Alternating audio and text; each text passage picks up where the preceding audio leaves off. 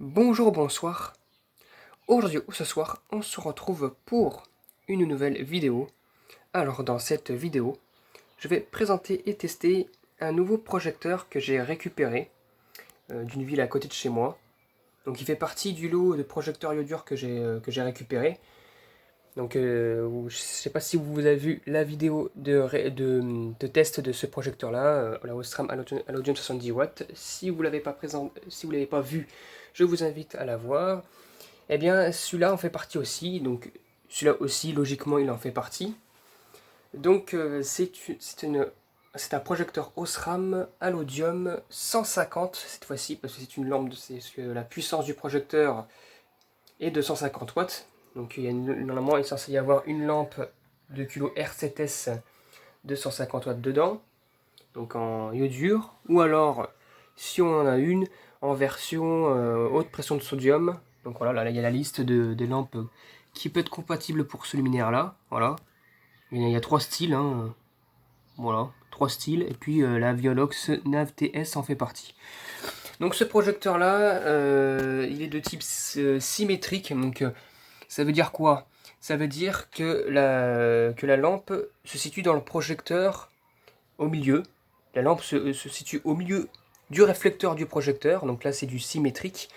Et vous allez voir sur une prochaine vidéo, il y a un modèle qui existe aussi en AS, donc ça veut dire asymétrique, où la lampe sera au fond du réflecteur du projecteur. Il sera tout en bas. Donc maintenant je vais démonter le projecteur. Alors je vais le faire vraiment entre deux coupures parce que les encoches qui ressemblent à des encoches pour maintenir une base de réglette sont vraiment très dures à enlever et franchement je me suis abîmé les mains avec. Là ici là bon c'est pas grand chose, mais c'est pas normal que je me prenne des coups quand je démonte bon bref quand je démonte des encoches comme ça. Là c'est super dur à enlever. Donc voilà, je les ai démontés. Bon, ça a fait des traces là quand même lorsque ça s'est fixé. Je pense que ça s'enlève avec un coup d'éponge. Et voilà, quand on enlève la platine en verre là, espèce de petite vasque en verre là. Donc nous avons le réflecteur, nous avons en dessous la partie appareillage qui rentre jusqu'au dessus d'ailleurs. Il y a un espace immense derrière le projecteur. Donc là nous avons un ballast ferromagnétique Carlo Besi. C'est quoi cette marque? Une marque Carlo Besi. Alors c'est vraiment écrit à l'envers, hein. Alors voilà. J'ai retourné le luminaire, mais du coup c'est un ballast Carlo Besi Spa. Ok. Ballast fort MS 150 watts.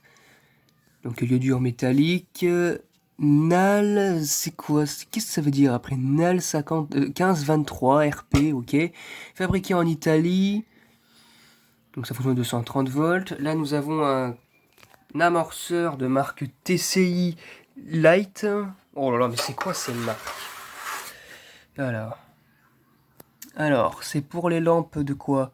De 70 à 400 watts. D'accord, 220, 240 volts, 50-60 Hz. Fabriqué en décembre 2005. Fabriqué en Allemagne. D'accord. Max 5 ampères, d'accord. Et le condensateur qui est vraiment à l'arrière de l'amorceur, il est juste là. Alors je sais pas si c'est de marque Osram ou une autre marque, c'est tellement caché derrière l'amorceur qu'on peut pas voir.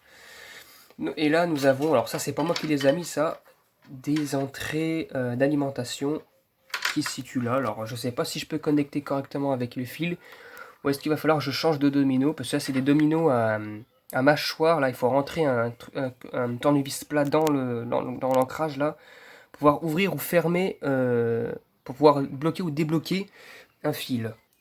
Bon, j'ai retiré les wagons, parce que ça rentrait pas dans... Enfin, le câble que j'ai ne rentre pas dans ce genre de choses-là, parce que le fil est trop mou.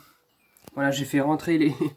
j'ai fait passer les deux bouts de câble à travers le pressé-touple, là.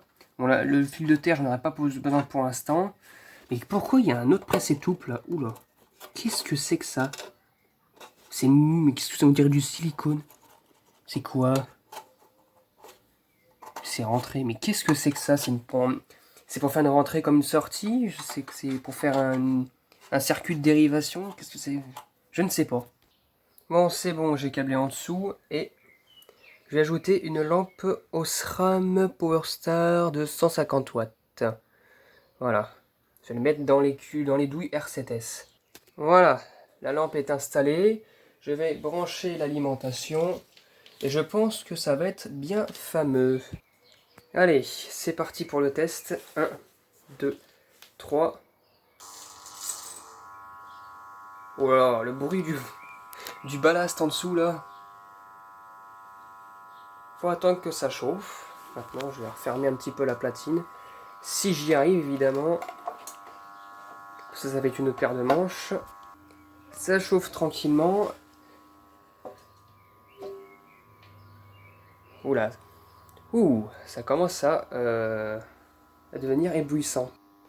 Ouh là là, ça chauffe beaucoup, hein, regardez. Là, ça a bien chauffé.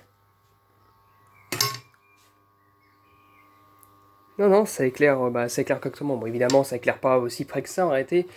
Mais vraiment, ça fait son job. Hein. La lampe fonctionne nickel, il n'y a pas de problème. Voilà, juste que je pense que je vais pas prendre la peine de fermer pour l'instant la vitre.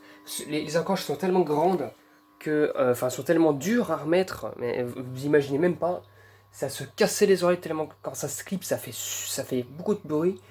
Et il faut une force assez, faut pas non plus être Hulk, mais bon, voilà quoi, il faut pas essayer de pas se faire mal aux doigts en remettant les clips. Voilà, l'audium, j'aime bien, on voit légèrement, c'est clairement légèrement éclairé la gamme. À l'audium 150. Voilà, bah nickel. Vraiment magnifique. Ça fait un petit bruit de ballast assez sympathique. Et maintenant, on va l'éteindre. Hop. Et voilà. Elle s'éteint tout doucement. Voilà. Et bien voilà, vous avez pu avoir vu la présentation, le test de ce luminaire, le fameux projecteur Osram Halogène 150 watts. J'espère que cette vidéo vous aura plu et à très bientôt pour une prochaine vidéo. Au revoir.